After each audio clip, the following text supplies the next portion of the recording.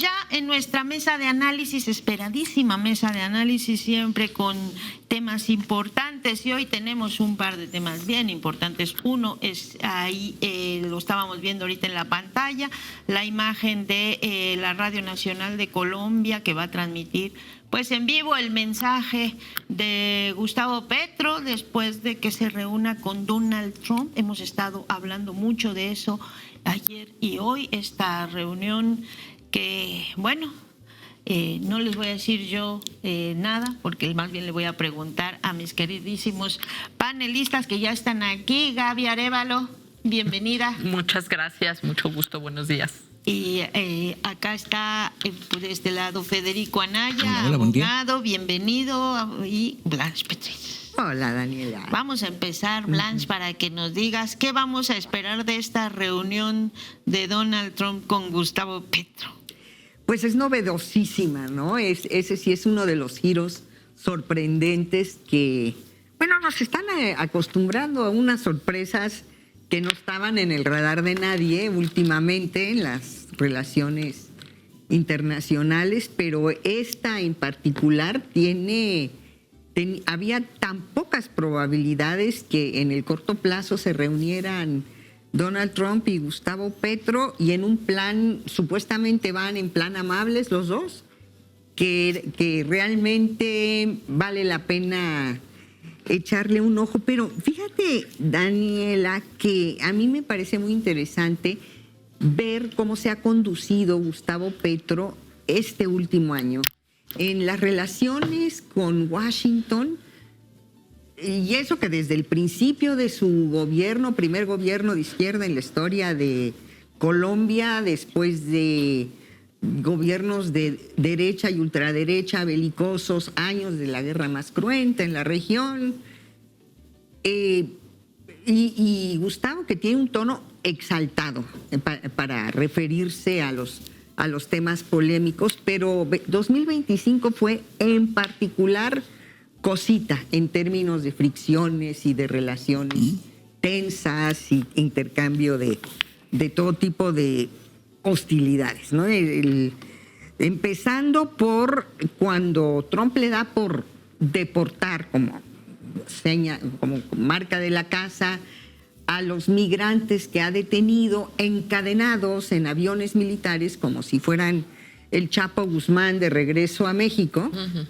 Y Gustavo Petro se rehúsa a recibirlos en esas condiciones, manda de regreso los aviones militares, manda sus propios aviones militares y regresa con toda la dignidad a los colombianos migrantes en el avión sandwichito, señor, en el cafecito, y como un mensaje de así no va a tratar a mis compatriotas que son migrantes y que no son delincuentes. Fue un gesto bastante extraordinario que, por cierto, te recordarás cómo atacaron a Gustavo Petro en los medios convencionales por eso. Y finalmente logró lo que quería, un acuerdo de trato digno para las repatriaciones de los migrantes. Luego siguió un tema de acoso constante de Trump en términos declarativos, pero cuando empiezan en el Caribe los bombardeos a las lanchas de pescadores, de narcomenudistas o de lo que fuera en el Caribe, Petro reaccionó también con mucha fuerza condenando estos hechos, más en un tono más determinado todavía que los otros presidentes, Lula y Claudia Sheinbaum principalmente, condenando los hechos. Él fue muy fuerte y eso le ganó a que fuera él mismo atacado, amenazado como narcopresidente. Luego viene Nueva York, la Asamblea General, el discurso de Petro sobre Palestina es uno de los más encendidos, de los más irritantes, pero encima va Petro a un meeting con Roger Waters de Pink Floyd, y pues eso también le gana, de que casi lo expulsan y le suspenden la visa. Y Petro no baja el tono en torno al tema de Palestina. Eso a mí me parece muy importante. El 3 de enero, con el ataque a Venezuela, otra vez se reproduce. Una de las reacciones más fuertes, más contundentes, es la de Petro, y la amenaza ya viene directa. Tú eres el que sigues, la amenaza de Washington. Tú eres el que sigue. Petro se mantiene firme. Resultado, se abre la vía de la negociación. Le dan un permiso especial, porque no tiene visa, la tiene suspendida, para estar 5 días en Estados Unidos. Y con un panorama, digamos, alentador en términos de no sabemos qué tipo de acuerdo pueda lograr, pero a lo que yo iba es que es un ejemplo de cómo a Washington, a la Casa Blanca, no le encanta negociar con la gente que agacha la cabeza, ¿no? Que tiene más réditos el mantenerse firme y digno en las posiciones para conseguir, no me estoy refiriendo a los resultados, porque no siempre son positivos. Negociar con Donald Trump es someterse a extorsión, porque no llega en plan de negociador, sino de extorsionador. Pero sí es interesante tomar en cuenta cómo le ha resultado a Petro la dignidad y la firmeza ante Estados Unidos, y no le ha resultado mal hasta ahorita. Ahora, Petro llega con esta acusación, la desertificación del combate a las drogas, que es un registro que hace Estados Unidos, como en todo, ellos deciden quién sí, quién no cumple y quién no cumple por lo que ellos quieran. Llega con esta acusación sobre él, e incluso también sobre su familia, ¿no? También involucrada, ¿no? Como él, que no hace lo suficiente. Y él llega con un dato que nos daban hace un momento, que me parece muy relevante, que se ha reducido 57% la producción de cocaína, y que los datos que da el informe de la Oficina de la ONU para las Drogas no estaba desactualizado, básicamente, que es con el que la ONU luego cuestiona a Colombia. Ese va a ser el tema central, el de las drogas, se supone, ¿no? Aunque Petro tiene otros temas, como el tema de la transición energética y eso. El tema central que se espera que se discuta es el de las drogas, y ahí llega él con algunas cifras alentadoras de lo que ha hecho su administración. Federico. Tal vez el problema es que del otro lado de la mesa nadie sabe qué es lo que pretenden. Y además con las cifras que Trump, que ya nos has contado aquí, que a Trump le encanta sacar quién sabe de dónde. Exacto, entonces yo no estaría seguro en realidad cuál es el tema. Yo creo que el tema es lo que nos dijo Blanche ahorita, que es cómo los distintos países de América Latina se están posicionando en contra de un hegemón, que siempre supimos que era el hegemón, pero que de alguna manera había estado respetando sus propias reglas. Solo cuando le convenía, pero la respetaba. Entonces era predecible. Y yo creo que no nos ha ido mal como equipo sin habernos coordinado. En esta mesa yo decía, no nos conviene decir que nos vamos a coordinar, porque con Trump enfrente lo que puede hacer es darle manotazos a todos al mismo tiempo. Pero la postura de Petro ha ayudado a toda la región, porque es la economía que menos depende de Estados Unidos, comparada con México, por ejemplo, pero es una economía hemisférica, no como Brasil, que tiene ligas con otras regiones. Y entonces, aparte, importa la cuestión interna.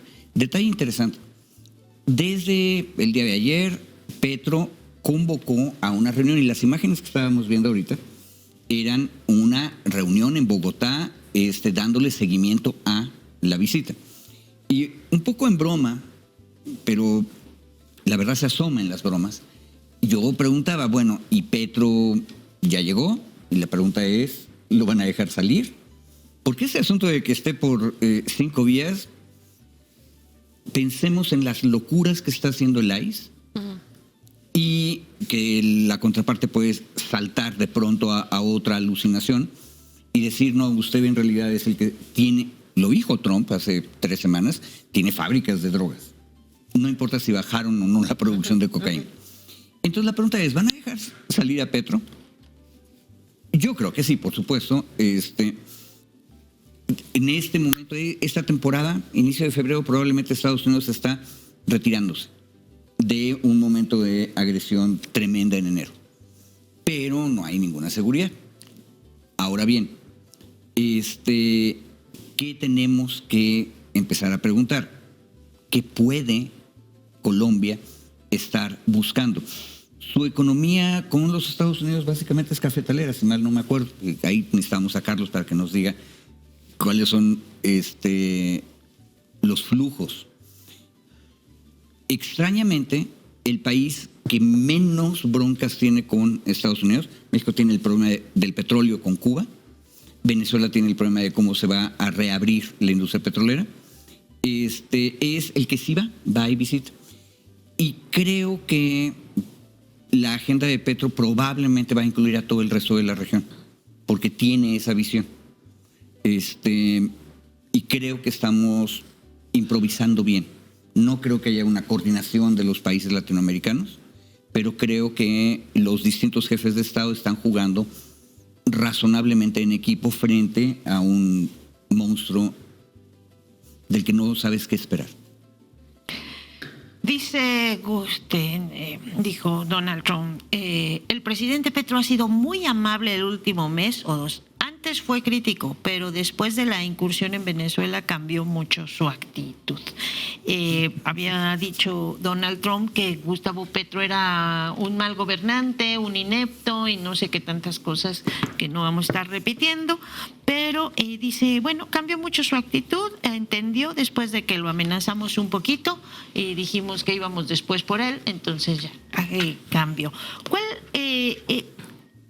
Petro no es una persona que se caracterice por precisamente privilegiar la diplomacia, sus discursos han sido en realidad duros, el de Nueva York, todos lo recordamos, los de las lanchas, bueno, su voz frente al ahí lo tenemos ahí en la protesta esta de Nueva York con Roger Waters y ha sido desde el inicio con el tema de Palestina muy duro. Entonces, esta reunión no parece que vaya a ser tampoco tan fácil. No va a ser como la de Zelensky en la que lo regaña, por supuesto, porque no va a ser así.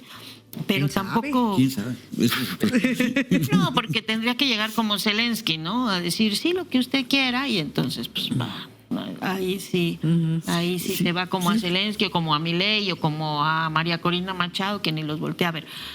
Pero no va a ser una reunión que parezca sencilla, mucho menos para Petro, que va de salida y que tiene encima un proceso electoral pues ya en 2 o 3 meses y que ahí se juega el futuro, el regreso, el sostenimiento de este proyecto político que busca un poco dar la vuelta a un sistema de justicia social más, más generalizado, o el regreso a 200 años de oligarquía. ¿Cómo lo leemos, Gaby? Yo creo que es una lectura complicada y creo que se juega mucho Gustavo Petro para Colombia. Por un lado, sí hay riesgos que él mismo advierte, ¿no? Esto que preguntaba Federico, si lo van a dejar salir. Bueno, sus tweets no eran muy alentadores de fui a ver a mi mamá, conocí por primera vez a mi nieta y entonces uno decía, Dios soberano, ¿no? ¿De qué estamos hablando? Pero creo que también es muy hábil con la retórica porque al mismo tiempo llamó a todas las plazas públicas para que la gente se movilice el día de hoy, que la gente esté en redes, hay que decirle a la gente y todos estemos atentos en redes y hablando del asunto y alertando sobre cualquier situación anómala, pero creo que lo que quiere mostrar frente a un proceso de elecciones presidenciales es justamente que son capaces de negociar con Estados Unidos. Él no puede dejarle, digamos, un paquete al pacto histórico en donde se cierren las vías de comunicación con Estados Unidos cuando los están acusando de narcotráfico. Eso sin contar que a él específicamente lo están acusando de narcotráfico. No es el país, a él lo tienen en esta famosa lista Clinton, a otros funcionarios, a su esposa y a uno de sus hijos. Y bueno, contrató a un bufete que fue muy criticado de por qué contratar ese bufete, pero lo está contratando, digamos, porque hay gente de funcionarios públicos acusados y en esta lista. Sí hay un riesgo, digamos, de que efectivamente trate de darle el mismo trato que a Zelensky, por ejemplo. Porque justo es lo que hace Trump, ¿no? O sea, es este rollo de yo muevo las cosas a mi conveniencia y entonces digo, ahora él se portó bien, ¿no? Y entonces ahora está muy cerita. Cuando lo que vemos es que Estados Unidos, si bien es una cuestión de extorsión la que está haciendo con los países, y en ese sentido hay que recordar, hoy se cumple un mes que tiene secuestrado al presidente de Colombia y no tenemos que dejar de decirlo, y por supuesto al de Venezuela. Al de Venezuela y no nos asustes,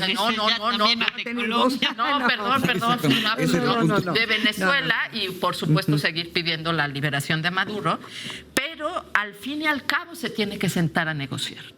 Eso también nos habla de que no puede arrasar ni siquiera con Cuba, y ahorita vamos a hablar con Cuba. Hoy dijo que estaba en negociaciones, es decir, se tiene que sentar a negociar. ¿Cuál es el problema? Pues que lo hace, digamos, en su entorno, ¿no? O sea, Petro va para allá, él es muy dado a decir, no querer dejar hablar a la gente. Con Milei, con María Corina no hay ningún problema, ellos van a eso y agachar la cabeza. Con Zelensky sí agachó la cabeza, pero iba por más y sí se le veía la cara de desconcierto y de yo quería otra cosa, ¿no? Veremos en qué términos logra Gustavo Petro, que yo creo que es una persona políticamente hábil, que se dé ese intercambio, pero ese se tiene que leer en la cuestión, digamos, de las elecciones en Colombia y las posibilidades que le abre al pacto histórico, que además sí ha tenido, tenemos que agradecerle a Trump, un cierre de filas y un impulso popular importante de gente que no le está gustando cómo Trump quiere tratar a Colombia y a su gobierno. Ahora, hablábamos del tema de la seguridad y el narcotráfico, Blanche, y este es un tema que hace un ratito estábamos comentando, tiene 4 décadas antes de Petro, la imposición de una forma y un modelo de seguridad de Estados Unidos a Colombia a través del Plan Colombia, ¿no? O sea, digamos que los acusa de algo que ellos diseñaron, porque Estados Unidos diseñó la política de seguridad previa a Petro de medio siglo, y ahora les cuestiona los resultados, que es un poco la historia también repetida de México, ¿no? Cuando te acusa de algo que dices, pues sí, estoy de acuerdo, esto no funciona, ¿no? Ese modelo que me decías, pues no funciona, y entonces, pero te echan la bolita. ¿Cómo entendemos esta parte y cómo la relacionamos con todo este discurso que está teniendo Trump de acusarnos a todos de narcos, menos a los que son sus amigos y a ellos mismos? Así es, la política supuestamente antinarcóticos de Colombia fue diseñada por Bush, me parece, en tiempos del Bush padre, si no me equivoco.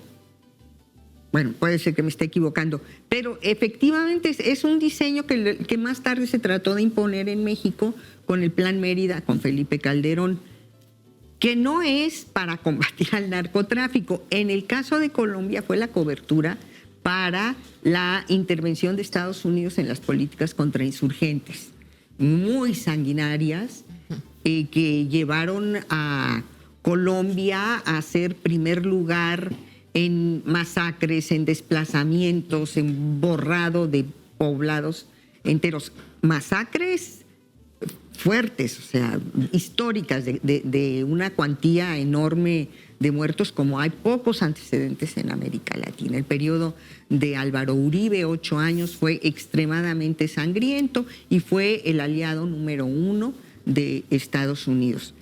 ¿Es el tiempo en donde se reduce el narcotráfico? No solamente florece, sino florece también ese otro aspecto de la narcopolítica y del paramilitarismo financiado con dinero del narcotráfico, que llegan a tener el control de una tercera parte del Parlamento, ¿no? Es un fenómeno con unas raíces muy profundas, muy difíciles de combatir, y Petro efectivamente no ha tenido unos resultados espectaculares en ese sentido, sobre todo porque el proyecto de la paz total, de extender los acuerdos de paz ya no solamente con las FARC, sino también al ELN y las disidencias de las FARC, no ha podido avanzar. Lo contrario, las disidencias de las FARC se han convertido en grupos, en organizaciones armadas delincuenciales que están atizando otra vez el envío de drogas hacia Estados Unidos. Entonces, ahí hay un problema serio en Colombia, que también es un desafío importante para las elecciones que vienen este año. En este sentido, yo no veo que los partidos de oposición estén muy organizados, moviendo alguna figura importante, y sobre todo están cargando con el desprestigio de Álvaro Uribe, que ya ha sido condenado, aunque todavía el proceso judicial sigue, como en veremos, pero no tienen una figura importante. Lo que sí tienen es el aparato judicial y todos los medios de comunicación. La diferencia ahí es que las izquierdas, Pacto Histórico y todos los demás, no tienen espacios mediáticos. Todo lo que domina realmente es el discurso de la ultraderecha. ¿Y qué otro aspecto hay en este año electoral? Pues que tienen un candidato, Pacto Histórico tiene un candidato muy solvente. ¿Le quieren cerrar la puerta? Iván Cepeda, que está enfrentando a todo este aparato judicial que quiere evitar su candidatura a toda costa, porque las encuestas, y eso que es muy temprano todavía, él es precandidato, todavía no es candidato, le quieren cerrar las puertas, y la razón es muy poderosa, porque realmente tiene muchas posibilidades Iván Cepeda. Y las perspectivas de Colombia serían brillantes en el caso de que un político de esa talla pudiera asumir la presidencia. Entonces, y por otra parte, no nos olvidemos que Trump es un bully, amenaza, pero no tiene tanto poder. Y está llenando su plato de amenazas y de misiones destructoras que quién sabe si pueda cumplir. Está Irán, está Cuba, está Venezuela, y va a poder con Colombia. Porque además en Colombia la democracia es solvente, no tiene una crisis de legitimidad ante los ojos del mundo como otros casos, ¿no? Entonces, si se le ocurre a Trump tratar mal a mi Gustavo Petro el día de hoy, yo creo que también tiene un costo político que va a tener que pagar, y no está para pagar mucho, porque sí le está yendo muy mal también a Trump en términos de apoyos internos y cohesión interna, incluso dentro del Partido Republicano. Sí, no la tiene nada fácil en Estados Unidos, incluso en Florida, en Miami, en bastiones históricos. Pero me quiero quedar con esto de que no tiene Petro medios de comunicación, o que no hay medios de comunicación en Colombia que puedan ser una vía alterna para que la gente se informe, y lo que hace es esto, ¿no? De abrir la radio, la televisión pública, a que todos nos enteremos y sigamos en vivo su encuentro, por si los quieren secuestrar, pues que esté toda la gente alerta para decir no secuestren al presidente, ¿no? Las plazas públicas ahí abiertas, con una estrategia que pues puede ser de doble filo, pero que al mismo tiempo parece que tampoco tenía más opciones que tratar de llegar justo a un acuerdo que permita mantener la continuidad del pacto histórico, porque aunque no tenga poder, parece que Trump sí se había tomado muy en serio eso de ir por Colombia después de Venezuela. Bueno, hay que tener cuidado. Si vemos el mundo desde la Casa Blanca de Trump, vamos a ver muchas cosas distorsionadas. O sea, Trump realmente creía que podía hacer eso. Y Marco Rubio estaba contento porque luego viene Cuba. Pero eso no tiene que ver con la realidad socioconstitucional. Por ejemplo, la República Bolivariana de Venezuela, con todo lo que se le pueda criticar, es una organización muy densa, capaz de movilizar, dice Buscaglia, no lo dice la izquierda, 223,000 milicianas y milicianos. Y por lo tanto se sostiene y está haciendo sus cambios internos dentro de su orden constitucional. Trump, en cambio, tiene que pensar muy seriamente que si pierde la elección de noviembre, pueden acusarlo otra vez en un cuarto juicio político. Si tú comparas los engranajes constitucionales de, en este caso, Venezuela frente a Estados Unidos, la paradoja es que el bully tan poderoso es el que tiene los engranajes más débiles. Uh-huh. Ahora, Colombia. Ahorita Blanche nos describió un país extraño, pero de pronto me cayó el 20. Es un país joven constitucionalmente. Uh-huh. La Constitución es de 1991, es decir, al mismo tiempo que están haciendo el Plan Colombia, y sí, creo que sí fue Bush padre el que lo propuso, la Constitución trata de reorganizar Colombia. Y aparte es una Constitución increíblemente progresista. Fue la primera que aceptó la existencia de los pueblos originarios como parte constitutiva de la República. No es plurinacional ni nada de eso, vino después, pero es una Constitución muy progresista. Ahora, esa Constitución debería haber llevado a la democracia más o menos rápido, pero no pasó. La derecha colombiana fue capaz de exterminar a la izquierda electoral. El pacto histórico... Literalmente de exterminar. No, sí. Ahí sí fue literal. Y Estados Unidos, bastante ayudados con Estados Unidos. No, y es parte del Plan Colombia, porque el Plan Colombia era para controlar a la izquierda colombiana, tanto a la guerrillera como a la electoral. El pacto histórico es el segundo intento, y eso te explica la debilidad interna de Petro. Pero también, o sea, por eso es importante que sea él un veterano de la lucha guerrillera. Él sabe cuáles son sus límites y por lo tanto aprovecha al máximo las ventajas que tiene, que es movilizar a la gente. Ahora, si recordamos que es una república constitucional muy joven, es de 91, entonces empezamos a entender también por qué los colombianos escogieron a un exaltado que es aparte digno y aparte sale a las calles de Nueva York con un rockero. Tiene lógica. Voy a decir una cosa terrible, pero México en comparación es una república constitucional bien viejita, que todavía estamos discutiendo si la doctrina Estrada, etcétera. Pero la combinación de la República Bolivariana en un lado, el proceso brasileño, que es otra cosa extraña, México y Colombia permite, vuelvo a decirlo, una especie de juego coordinado sin que nos hayamos puesto de acuerdo. Y yo creo que eso vale la pena verlo. Detalle, tenemos que ver cuáles son los intereses geopolíticos.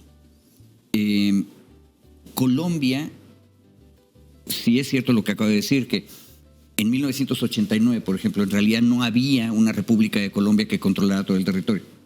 Había un ejército de paramilitares, estaban las FARC, estaba el ejército de Colombia por otro lado, dividido entre liberales y conservadores aparte.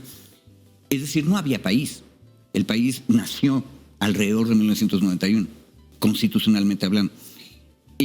Pero ¿qué intereses tiene esa entidad llamada Colombia hoy en el mundo? Petro apenas nos empieza a decir cuáles son las cosas que no acepta. No acepta que el bully pueda hundir barcos en el Caribe o en el Pacífico.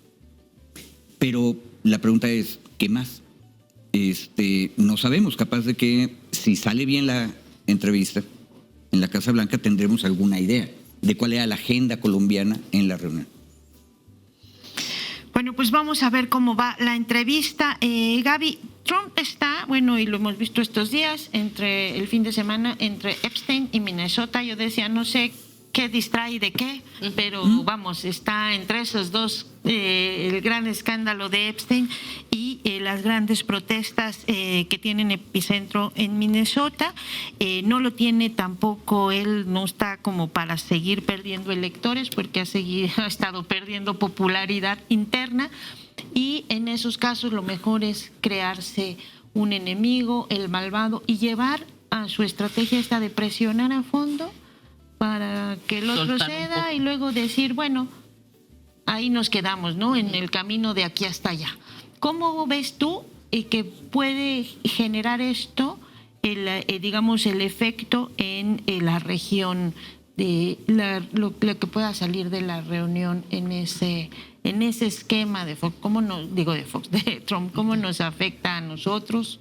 ¿Cómo afecta a Cuba? Que ahorita vamos con Cuba.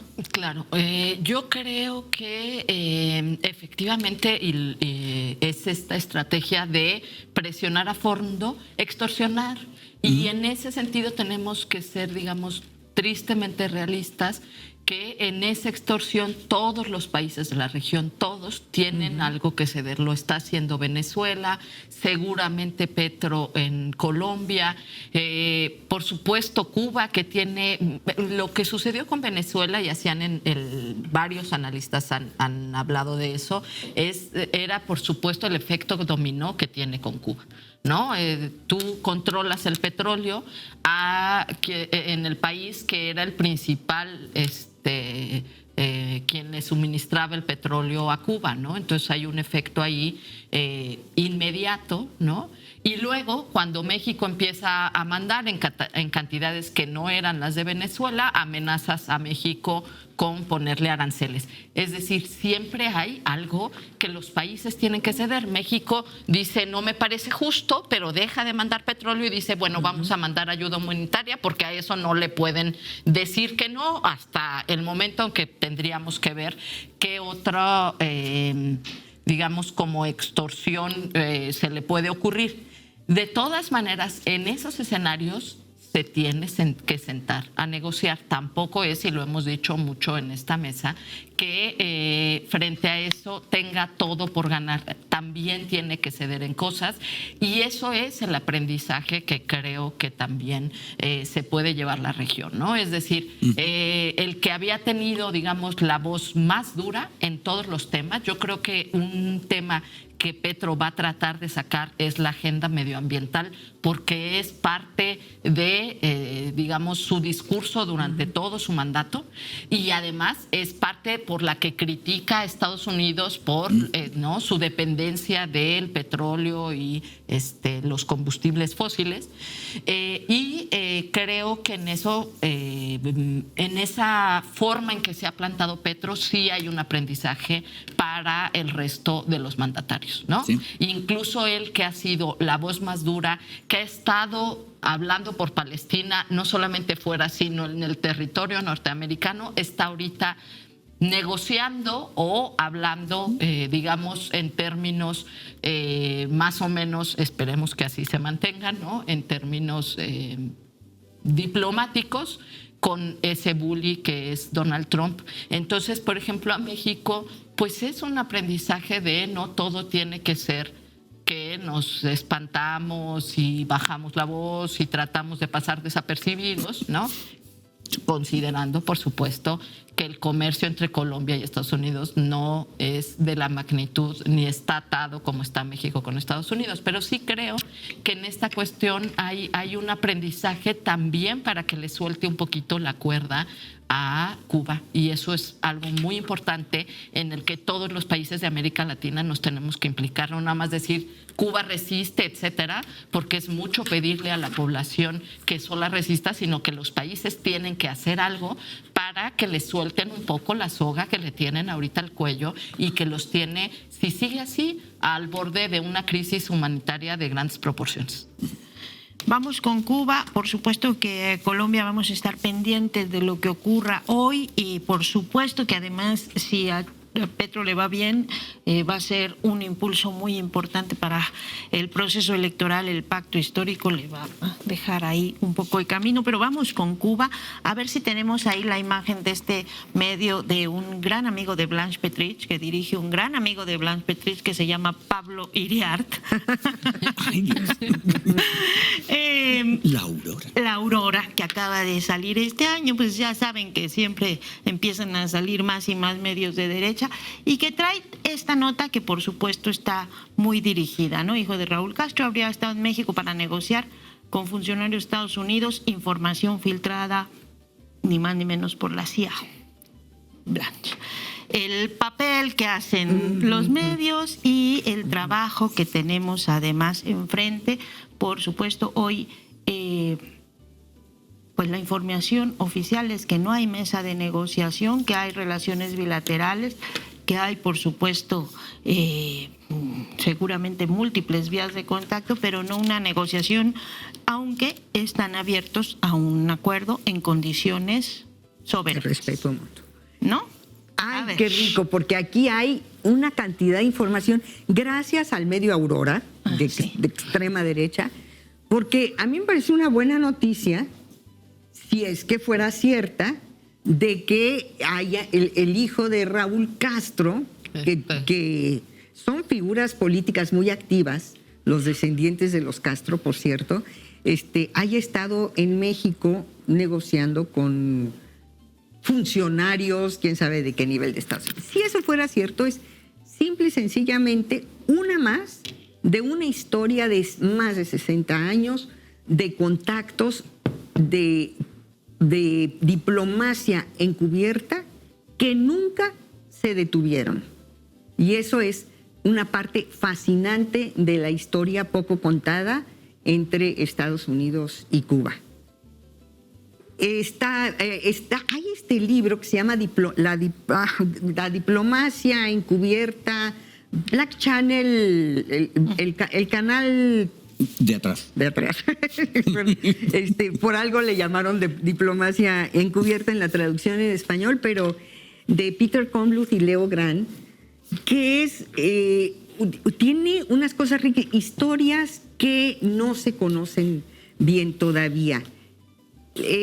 Pero quisiera referirme antes, esta última semana ha sido verdaderamente, yo creo que van a dejar una marquita en esta historia de las relaciones Cuba-Estados Unidos, una escaramuza a 3 bandas, por cierto, que constantemente ha estado incluyendo a México, porque México era la última llave que le quedaba a la Casa Blanca de cerrar para cortar totalmente el suministro de petróleo a Cuba en un momento en donde los conocedores de la cuestión energética entendían que en medio de esta crisis enorme de los apagones, de cómo se va parando aspectos claves de la economía y la vida social cubana, hospitales de manera principal, quedaban 15 días de reservas petroleras en Cuba, ¿no? Y eso es lo que permite a Trump esta frase muy cínica que pronunció recientemente: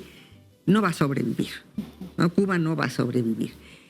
En esa coyuntura empezamos la semana pasada que estuvimos comentando el tema aquí con las amenazas, rumores de que México tuvo que suspender el envío petrolero, después ya deja de ser un rumor, efectivamente se suspende esta declaración tan poco amable, burda y falsa de Donald Trump, de que hablé con Claudia Sheinbaum, le pedí que ya no mandara petróleo y ella aceptó, la presidenta mexicana diciendo tal llamada no hubo, nosotros no, el decreto la orden ejecutiva de Estados Unidos de imponer aranceles a quien venda petróleo a Cuba, México diciendo no queremos arriesgarnos a hacer aranceles. Pero también diciendo que instruyen para que traten de negociar que quiten eso. Pero no solo eso, sino que hay que leer el discurso de Sheinbaum en esta semana, ha sido finísimo y está lleno de señales que no siempre se han recogido y destacado en los medios de comunicación, porque varias veces mencionó el tema de servir como mediación, no de esta manera directa, como mediación en una posible vía de comunicación. Lo que nos regresa a Aurora. Lo que nos regresa a lo que está sucediendo y que no sería nada raro. Exacto. Imprevisible este desenlace, pues era poco probable, pero tampoco que no tenga precedentes en la historia. Estuve sacando algunos datitos, no me voy a tardar mucho, pero van a ver que da para varias novelas. Fidel Castro negoció con Kennedy después de la crisis de los misiles. ¿Quién fue el intermediario? El Che Guevara, una reunión en Montevideo con personeros de la Casa Blanca. Después, Johnson, después de la crisis de los misiles, Johnson, sí, del asesinato de Kennedy, continúa la negociación ya iniciada por Kennedy, la continúa para el levantamiento del bloqueo. Muchos de las vías de comunicación plantean acuerdos que no se materializan al final de cuentas, porque hasta Obama nunca hubo un presidente que entendiera que no había necesidad de exterminar a la Revolución Cubana para ser una realidad. Y así nos podemos seguir. Temas de negociación entre Cuba y Estados Unidos hay infinidad.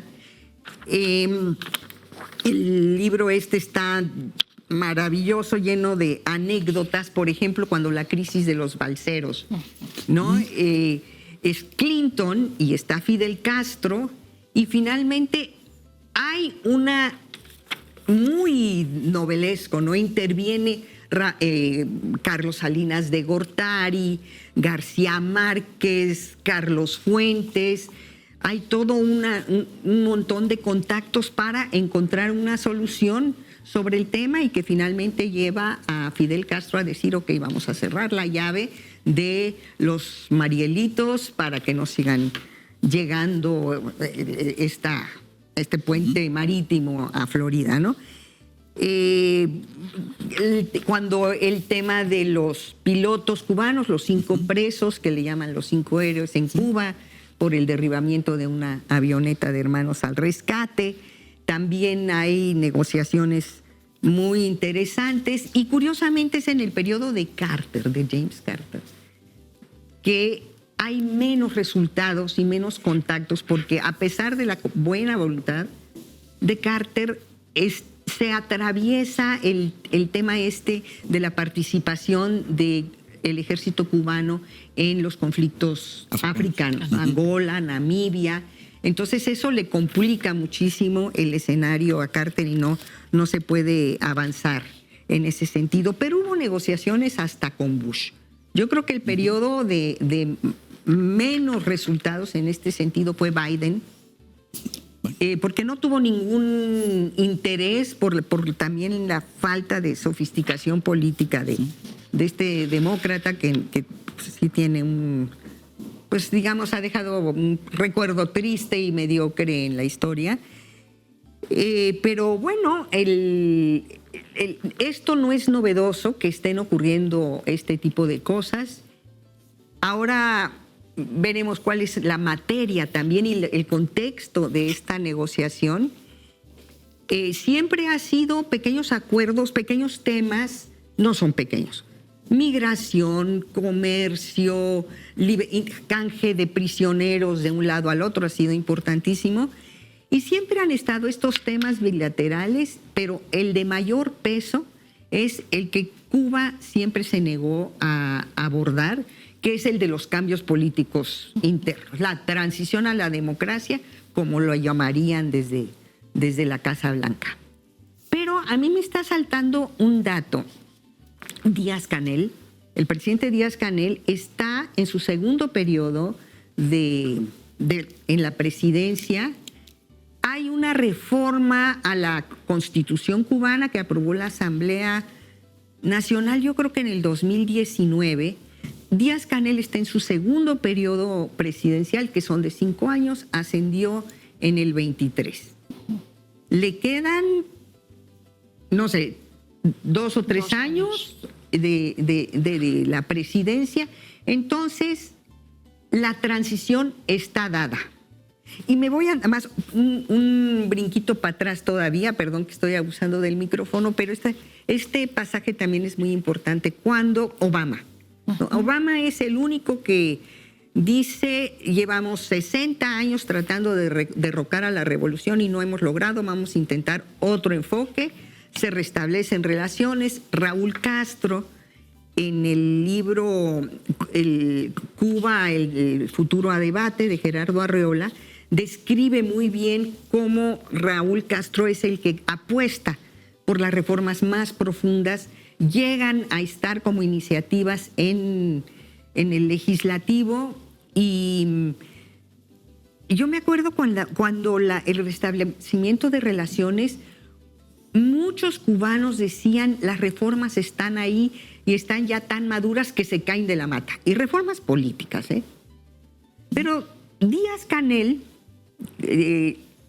al periodo de Díaz-Canel hay analistas que le han llamado el giro inmovilista, porque todo eso se congela.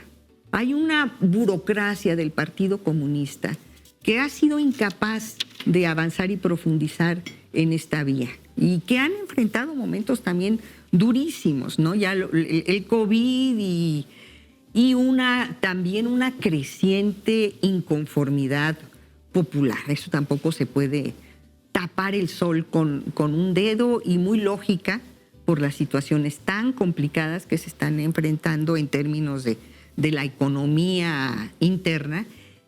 Entonces, Díaz-Canel es efectivamente una parte débil del eslabón. No podemos decir que la revolución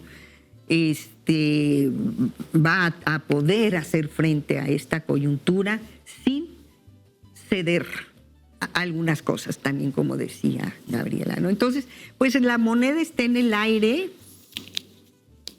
No nos asustemos de que haya negociaciones, porque eso es una realidad y yo creo que en el fondo es una muy buena noticia.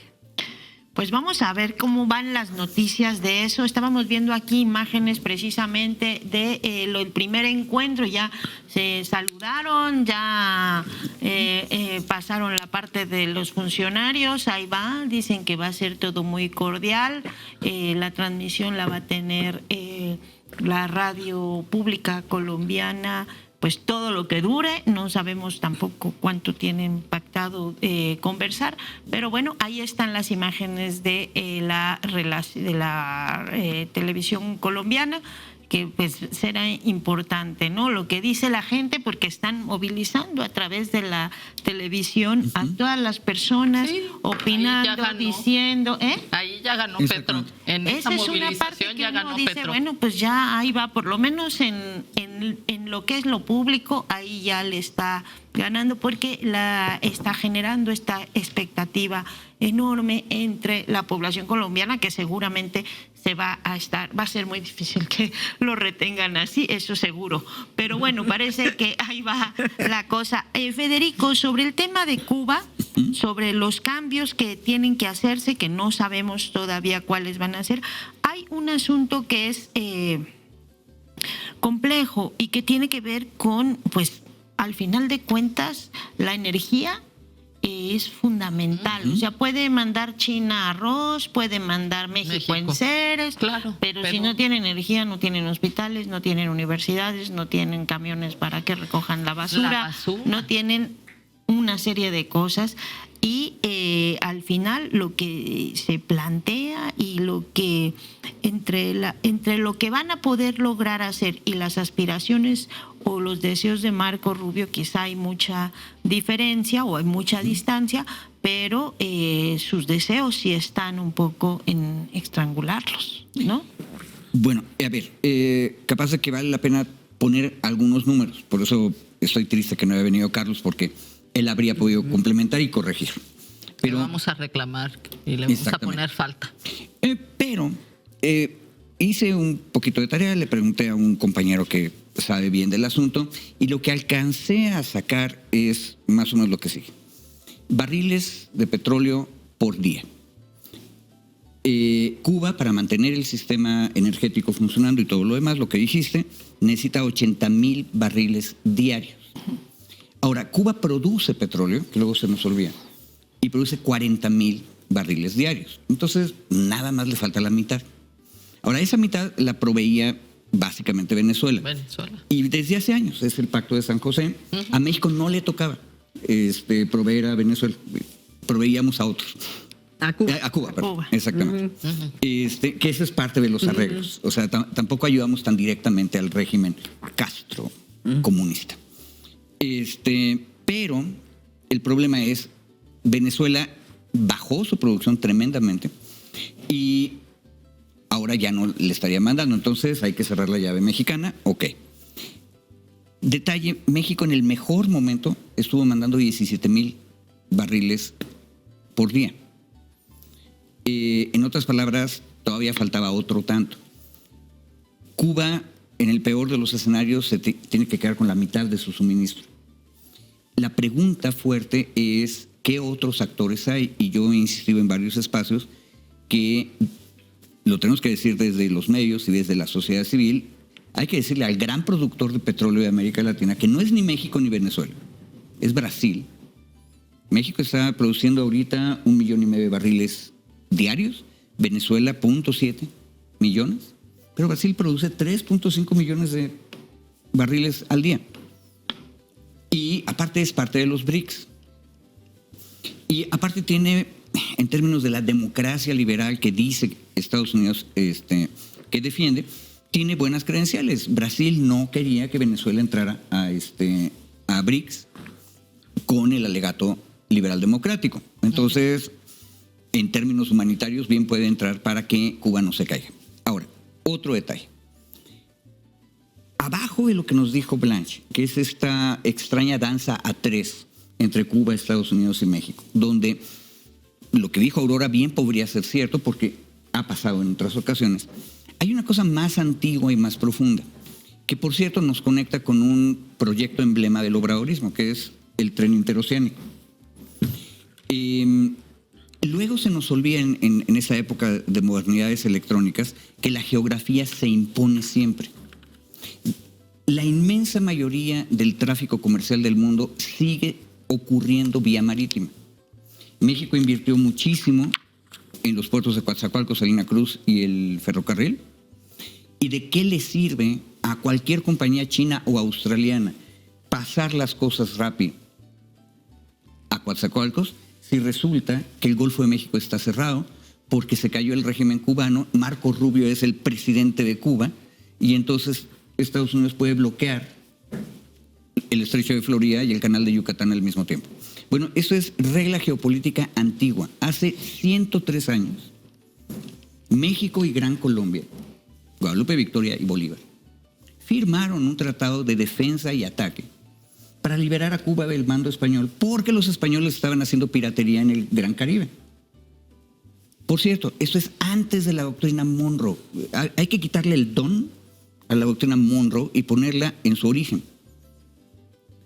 Monroe intervino como mediador ante los europeos para detener la potencial invasión, porque entonces Nueva Orleans quedaba igual que Veracruz. Entonces México y Colombia pueden cerrarle la llave del comercio a Nueva Orleans, que en esa época es esencial para Estados Unidos. Hay una cuestión aquí geopolítica importante. A ninguno de los países del Golfo le conviene que alguien pueda cerrar el comercio en los dos estrechos marítimos. Por lo tanto, el arreglo natural, aceptable para todos, es que Cuba no esté de ningún lado. Que Cuba no sea un Estado mexicano, que eso hubiera sido el resultado de este tratado de 1823. Eso no es aceptable para Estados Unidos. Pero México tampoco puede considerar aceptable tener un régimen títere de Estados Unidos en La Habana.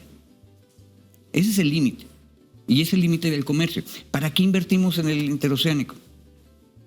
¿Para que nos cierren el comercio? Y ahí aparece el interés geopolítico, en mi opinión, de Brasil.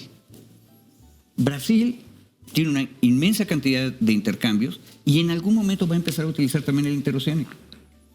El derecho internacional nació así, con libertad de comercio y asegurar que las soberanías de los estados respetaran la libertad de todos los demás de comerciar en el mar. Ya se nos olvidó. Bueno, y Trump yo creo que no ha leído nada de este asunto y él cree que está jugando Risk en la sala de su casa. Los demás tenemos que saber que el juego es material geográfico. Y por eso tendríamos que decir en público a la sociedad dónde están los cariocas. Ellos son los que también pueden ayudar a salvar el problema energético de Cuba. Y Cuba no debe estar en manos de Estados Unidos. Ojo, lo que acabo de decir sirvió para que durante todo el siglo XIX Cuba estuviera en manos de los españoles y no pudiera liberarse. Yo creo que es mejor un gobierno independiente de Cuba y si aparte de todo es agrarista y cree en los obreros, esa es la conexión ideológica con la Revolución Mexicana, con el proceso democrático colombiano y con el bolivarianismo. Ahora, contra eso está peleando Trump. No nos hagamos tontos. O sea, aquí también hay derechas e izquierdas. Pero por eso mismo, o sea, no solo por lo geopolítico que dije, sino por lo ideológico, es importante que juguemos coordinados. E insisto, sin decir que nos estamos coordinando. Bueno, pues vamos a ver, Brasil no ha dicho mucho sobre el tema y yo quiero traer a cuenta un artículo que leí en la mañana, en la jornada, que decía, de José Romero, que decía, aquí lo tengo, decía, cuando México dejó de ser la excepción, y habla básicamente de que... Raúl, ¿no? ¿De Raúl Romero? Decía José Romero, durante décadas México sostuvo una política exterior que, como con todos sus matices y contradicciones, conservó un rasgo singular, la defensa de la soberanía como principio operativo, y habla de todos los gobiernos, derechas, izquierdas, priistas y no sé qué. Y dice, esa continuidad histórica se ha roto en el contexto inmediato. El giro conocido, Washington ha dejado claro que impondrá aranceles, sanciones, y frente a ese escenario México opta por retirarse del suministro energético y presentar la decisión como una reconfiguración de su apoyo. Bueno, básicamente eso es un poco lo que dice, y habla del costo principal de esta decisión, que dice no es para La Habana, sino para México, ¿no? Al ceder a la presión, el Estado mexicano envía un mensaje inquietante, porque es la primera vez que es una señal que se hace para atrás en esto. Para la izquierda latinoamericana, dice, el significado no se leerá como realismo ni como prudencia estratégica, sino como abandono de una tradición que distinguía a México, que la hacía excepcional. Más o menos en ese sentido. Gaby, ¿tú cuál ves y además, y también, ¿es posible hacer otra cosa de la que ha estado tratando de hacer México? En el sentido de que ni siquiera es el principal proveedor, ni va a resolver los problemas de la energía en Cuba, ni mucho menos. Sí, pues es que estamos constantemente, ¿no? Tanto ha cuidado el gobierno mexicano de cada vez que nos quieren imponer aranceles y demás, abrir esa otra puerta era difícil. Y consideremos que en realidad la principal jugada para bloquear a Cuba fue Venezuela, no es México. México efectivamente es como la cerecita. Ahí estuvo, porque además a Venezuela, como la tenían bloqueada, decían, te vamos a imponer sanciones, pues si ya las tenían todas, ¿no? Y estaba este acuerdo de intercambios. Cuba mandaba educadores, médicos, etcétera. Pero efectivamente a la izquierda ese gesto viene, digamos, como un desaliento frente a un escenario muy complicado, hay que decirlo. También sobre el tema Cuba, ahí hay un debate que ahí Blanche habló un poco sobre la izquierda y este asunto de el gobierno de Díaz-Canel y el descontento social, y entonces hay un sector de la izquierda que dice, si tú hablas del bloqueo, entonces estás avalando, etcétera. Pero sí creo que hablamos poco del papel de la derecha cubana en Estados Unidos y la responsabilidad que tiene en esto, ¿no? O sea, Marco Rubio viene de esa derecha de Miami, ¿no? Que aquí sí podemos hablar, digamos, en términos geopolíticos, pero lo que tú dijiste, Dani, es lo que también tendríamos que estar viendo. Cuba viene de una situación económica complicadísima a partir de que Trump volvió a reactivar después de que Obama había quitado sanciones, las reactiva, se les viene la pandemia y entran en una crisis que yo no sé si es mayor de cuando cayó la Unión Soviética, ¿no? Y ahorita lo que tú estás haciendo al negarle el suministro que necesita para luz, para hospitales, para recoger la basura, es efectivamente precipitar una crisis humanitaria de grandes proporciones. De eso estamos hablando, de que gente pueda morir por enfermedades, por ejemplo, las cuestiones de basura, porque no hay atención hospitalaria, por cuestiones, digamos, también alimentarias, etcétera, que no puedes paliar solamente con el envío de alimento. Entonces, ahí poco hablamos de la responsabilidad que tienen las derechas que siguen, digamos, impulsando y siguen con este discurso, ¿no? Diciendo, no, bueno, es que el problema no son las sanciones, sino el gobierno de Cuba que se ha equivocado. No puedes quitar, digamos, por más que quieran, el factor de las sanciones de la ecuación. Y mientras no lo puedas quitar, no puedes saber qué tanta responsabilidad podría o qué tanto hubiera sido diferente si no hubieran existido las sanciones. Escuchaba las cifras y creo que alguna vez Carlos las dijo aquí, más o menos sin las sanciones, los cálculos de los economistas, que no necesariamente son de izquierdas, dicen podría crecer 9% y no tener decrecimiento, porque tiene decrecimiento la economía cubana. Entonces creo que también tendríamos, digamos, que sí ver en términos de el discurso que manda el gobierno de México cuando dice, bueno, vamos a tratar de apoyar por otro lado, pero ver cuál es el escenario y cuál es el papel que las derechas están jugando y no nada más cargárselo todo a los gobiernos progresistas, ¿no? Digamos también, bueno, México tiene algo que aprender ahora de lo que estamos diciendo de Petro. No todo es, bueno, cedos. Creo que también se puede ir un poco a la ofensiva y ver cuál es el resultado y si logramos negociar algo de eso.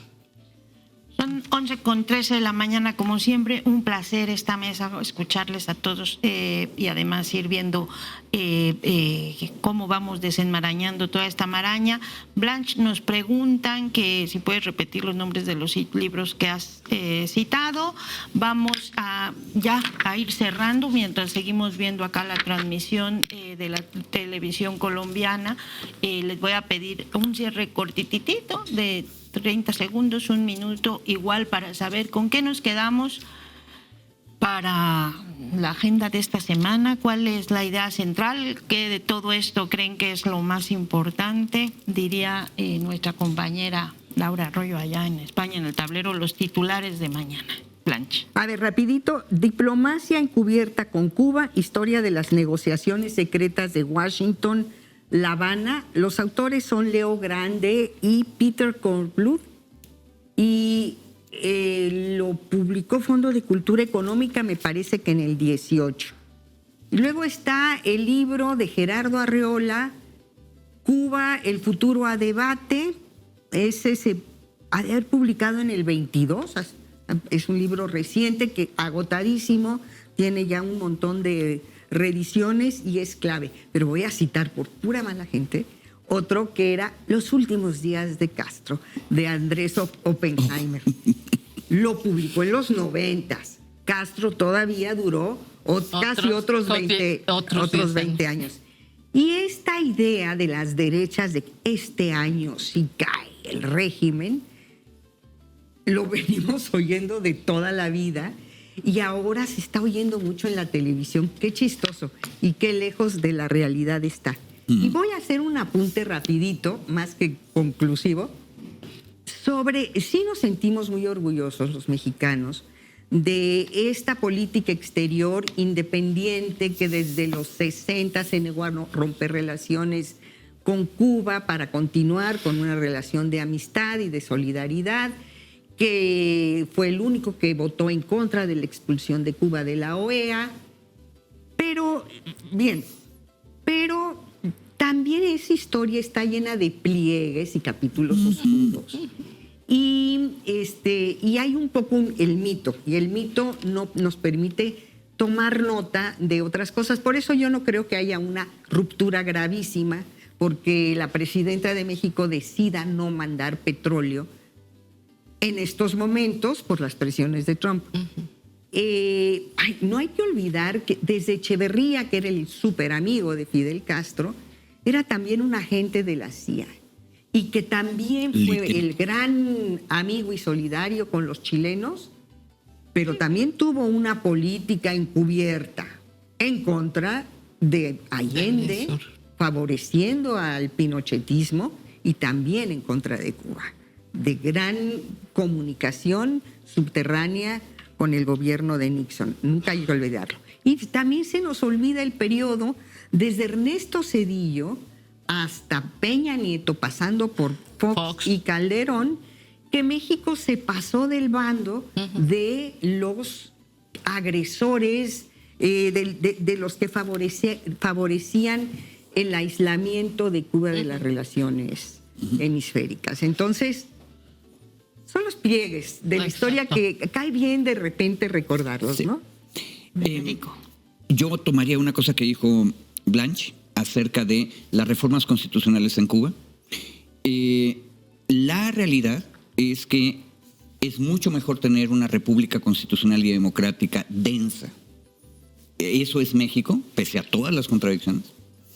Eso está construyéndose poco a poco en Colombia a partir del 91.